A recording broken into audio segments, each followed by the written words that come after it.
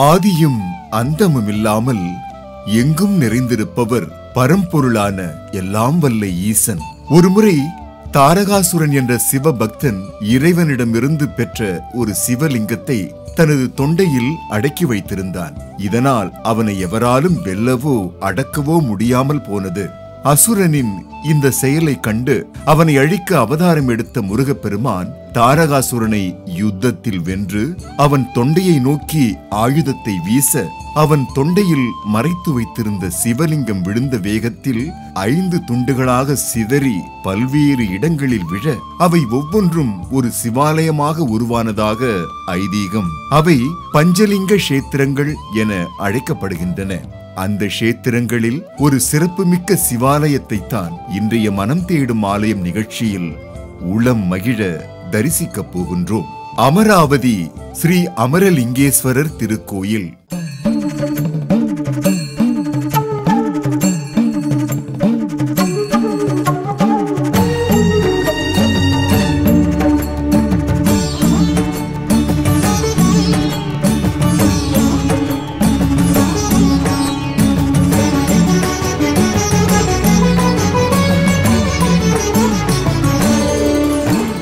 ஆந்திர மாநிலம் குண்டூர் மாவட்டம் அமராவதி நகரில் அமைந்துள்ளதுதான் ஸ்ரீ அமரலிங்கேஸ்வரர் திருக்கோயில். இக்கோயில் ஆந்திர மாநிலத்தில் உள்ள பஞ்சலிங்க கஷேத்திரங்கள் எனும் 5 முக்கிய சிவாலயங்களில் முதன்மையான திருக்கோயிலாகும். முருகப்பெருமான் போரிட்டு தாக்கியதால் தாரகாசுரன் தொண்டையிலிருந்து சிதறிய சிவலிங்கம் 5 இடங்களில் சிதறி விழுந்தன. அந்த லிங்கத்தின் உடைந்த பகுதிகள் ஆந்திர மாநிலத்தில் உள்ள அமராவதி, தக்ஷராமம், பீமாவரம், பலகோல் மற்றும் சமல்கோட்டா ஆகிய 5 பகுதிகளில் சிதறி விழுந்தன. அவற்றில் மிகப்பெரியது அமராவதியில் உள்ள அமரேஸ்வரர் ஆலயத்தில் உள்ளது. கிருஷ்ணா நதியின் தென்கரையில் அமைந்துள்ள இந்த ஆலயத்தின் இறைவன் ஸ்ரீ அமரலிங்கேஸ்வரர் என்றும் அம்பாள் ஸ்ரீ பாலசாமுண்டிகா என்ற பெயரிலும் அருள்பாலித்து வருகின்றார்கள். இந்த ஆலயம் 7 கலசங்களை கொண்ட 7 நிலை கோபுரத்துடன் அழகும் கம்பீரமுமாய் நகரின் சாலைக்கு நேரெதிரே மிக பிரம்மாண்டமாக காட்சியளிக்கின்றது.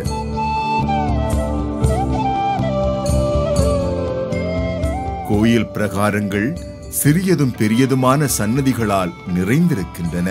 தீர்த்த சிறப்புடன் அருகில் ஓடும் கிருஷ்ணா நதிக்கு இணையான பிரம்மாண்டம் சற்றும் குறையாமல் மிகுந்த வசீகரத்துடன் காணப்படுகின்றது ஸ்ரீ அமரலிங்கேஸ்வரர் திருக்கோயில்.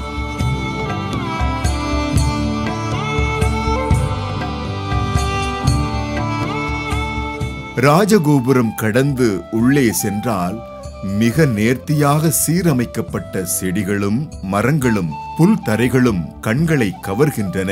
ஆங்காங்கே சிறியதும் பெரியதுமாய் அமைந்துள்ள சன்னதிகள் காணும் நம்மை வியக்க வைக்கின்றன.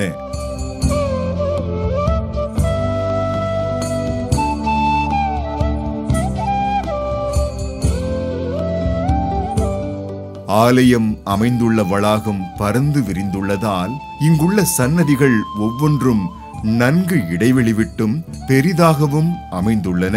இக்கோயில் மூலவர் சிவபெருமான் என்றாலும் கூட இங்குள்ள தனித்தனி சன்னதிகளிலும் இறைவன் அருள்பாலிக்கின்றார். இங்குள்ள சன்னதி ஒன்றில் நின்ற நிலையில் 2 புறமும் காளைகள் இருக்க சிவபெருமான் கங்காதரராக அருள்பாலிக்கின்றார். பிரகார நுழைவாயிலின் மேல் இந்த தலத்து இறைவன் ஸ்ரீ அமரலிங்கேஸ்வரரின் லிங்க ரூபம் மிக பிரம்மாண்டமாய் அமைந்துள்ளது. நுழைவாயில் தாண்டி உள்ளே சென்றால் விருட்சத்தின் கீழ் மிகப்பெரிய நாகராஜன் திருவுருவம் தனது வாளை சுருட்டி படமெடுத்து ஆடும் கோலமும், அருகே 2 நாகங்கள் பின்னி பிணைந்த கோலமும் பக்தர்கள் ராகு கேது தோஷம் நீங்க வழிபாடு செய்யும் திருவுருவமாக காட்சியளிக்கின்றன. அடுத்து பிரதானமான சன்னதி நோக்கி செல்லும் முகப்பில் 9 கலசங்களுடன் 3 நிலைகளுடன் கூடிய கோபுரம் ஆலயத்திற்கு மேலும் அழகு சேர்க்கின்றது. தொடர்ந்து படியேறி சென்றுதான் இத்தல இறைவனை நாம் தரிசிக்க வேண்டும். முதலில் மூஷிக வாகனனாம் மூல முதல்வனான விநாயக பெருமானின் சன்னதியில் ஆனை முகன் அருள்பாலிக்கும் அற்புத காட்சியை நாம் தரிசிக்கலாம். மூலவர் சன்னதி எதிரே நெடிதுயர்ந்த கொடிமரம் கோயிலுக்குள் எங்கிருந்து பார்த்தாலும் தெரியும் வண்ணமாய் அழகுடன் அமைந்திருக்கின்றது. அதன் முன்னே லிங்கோற்பவரின் திருவுருவம் பஞ்சலிங்க கஷேத்திரங்களில் எவ்வாறு அமைந்துள்ளது என்பதை எழிலுற கல் ஓவியமாய் செதுக்கப்பட்டுள்ளன.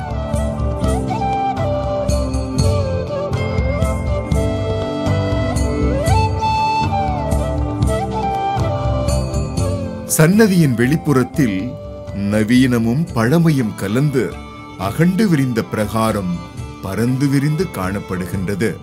அங்கு தனி சன்னதியில் இறைவன் கைகளில் மான் மழு ஏந்தி மற்ற கைகள் இரண்டிலும் அபய வரதம் காட்டி அருள்பாலிக்கின்றார். கோஷ்டமூர்த்தமாக தட்சிணாமூர்த்தி அமைந்திருக்கும் அழகே அழகுதான். அதன் மேல் விதானத்தில் 3 அடுக்குகளில் கல்மரத்தின் கீழ் அமர்ந்து தட்சிணாமூர்த்தி அருள்பாலிக்கின்றார். சன்னதியின் பின்புறத்தில் லிங்கோற்பவர் திருவுருவம் அடிமுடி காணா ரூபத்தில் சிறப்புடன் அமைந்துள்ளது. பிரகார வலத்தில் ஸ்ரீமன் நாராயணருக்கு தனிச்சன்னதி அமைந்துள்ளது. இங்கிருக்கும் பெருமாள் 2 கரங்களையும் மடக்கி மற்ற 2 கரங்களில் சங்கு சக்கரதாரியாய் வித்தியாசமான ரூபத்தில் காட்சியளிக்கின்றார். இந்த தலத்தில் எப்புறம் திரும்பினாலும் வில்வ மரங்களும் ஏனைய மரங்களுமே காட்சியளிக்கின்றன. அவ்வாறான ஒரு மரத்தடியில் கண்ணபெருமான் குழலூதியபடி பசுவுடன் பரந்தாமனாய் காட்சியளிப்பது ஒரு கணம் இது கோகுலமோ என்று காண்போரை எண்ண வைத்து விடுகின்றது. 6 முகமும் 6 கரமும் கொண்டு முருகப்பெருமான் தனிச்சன்னதியில் அருள்பாலிக்கின்றார். நம் உடல் வலிமையோடு மன வலிமையை அதிகரித்து நல்வழி காட்டும் ஜெயமருளும் அஞ்சனை மைந்தனாம் ஆஞ்சநேயரும் அருள்பாலிக்கின்றார். இந்த சிவாலயத்தின் மற்றொரு சிறப்பான சன்னதி நவக்கிரக சன்னதியாகும். பிரதான சன்னதிக்கு எதிரே உள்ள முன் மண்டபத்தை பிரம்மாண்டமான தூண்கள் தாங்கி நிற்கின்றன. இதை கடந்து முன் சென்றால் வெள்ளி கவசம் போர்த்தப்பட்ட வாயிற்படிகளுக்குள் மூலவரான ஸ்ரீ அமரலிங்கேஸ்வரர் நிர்மூலமான அமைதியுடன் காட்சி தருகின்றார்.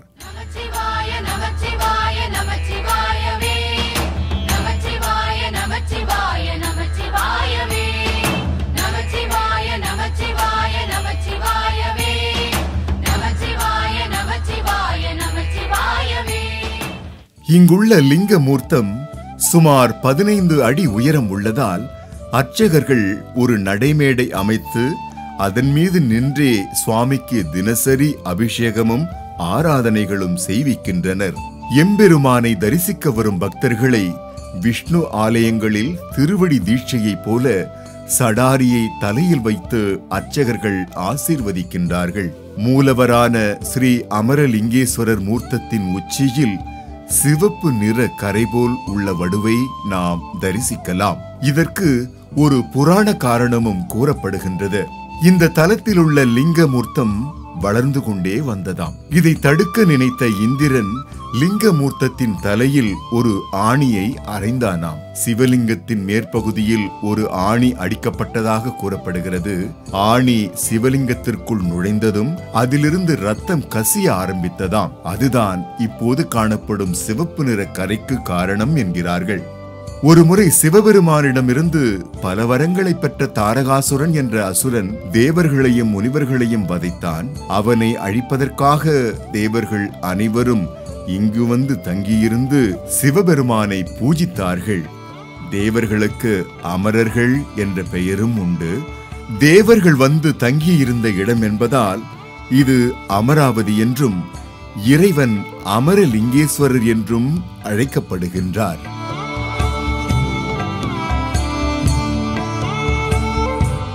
இறைவனை வணங்கி வரும்போது அருகிலேயே இந்த தலத்து அம்பிகை ஸ்ரீ பாலசாமுண்டிகா தெற்கு நோக்கிய சன்னதியில் அழகு கோலத்தில் அருள்பாலிக்கின்றாள். அம்பிகை அருள்பாலிக்கும் இந்த சன்னதியில் தெய்வீகம் நிரம்பி வழிகின்றது. சிவம் சக்தி என்னும் தடாகத்திலே நீந்தி விளையாடும் பெண் அம்சமான அன்னையை காண கண்கோடி வேண்டும் எனலாம். துன்பமில்லாத நிலையே சக்தி தூக்கமில்லா கல்விழிப்பே சக்தி, அன்பு கனிந்த கனிவே சக்தி, ஆண்மை நிறைந்த நிறைவே சக்தி. கணவன் மனைவி ஒற்றுமை ஓங்கவும் திருமண தடை நீங்கவும் பக்தர்கள் இத்தலத்தில் வேண்டிக் கொள்கின்றார்கள். பிரார்த்தனை நிறைவேற பெற்றவர்கள் சுவாமிக்கும் அம்பாளுக்கும் புதிய வஸ்திரம் சாற்றி தங்களின் நேர்த்திக்கடனை நிறைவேற்றுகின்றனர். இக்கோயில் காலை 6 மணி முதல் மதியம் 12 மணி வரையிலும், மாலை 4 மணி முதல் இரவு 8 மணி வரையிலும் பக்தர்களுக்காக திறக்கப்படுகின்றது.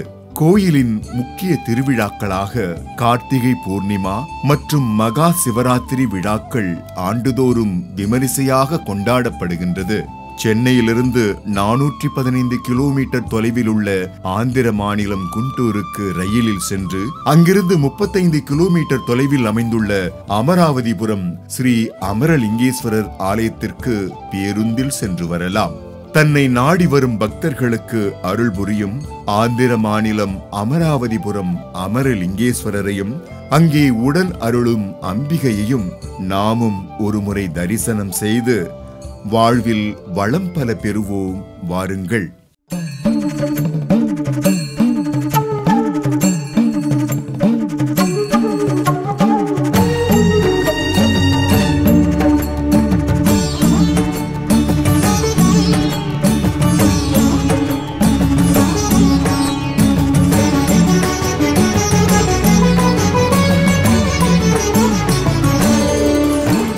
நேயர்களே, இன்றைய மனம் தேடும் ஆலயம் நிகழ்ச்சி உங்கள் மனங்களை தெய்வீக அனுபவத்திற்கு அழைத்துச் சென்றிருக்கும் என்று நம்புகின்றோம். நிகழ்ச்சி குறித்த உங்களது அனுபவங்களையும் கருத்துகளையும் 8939936611 என்ற எண்ணில் தொலைபேசியிலும் வாட்ஸ்அப்பிலும் பகிர்ந்து கொள்ளலாம். மீண்டும் ஒரு மனம் தேடும் ஆலயம் நிகழ்ச்சியில் சந்திக்கும் வரை ஜோதி தொலைக்காட்சியோடு இணைந்திருங்கள். தெய்வ அனுக்கிரகங்கள் பெருகட்டும்.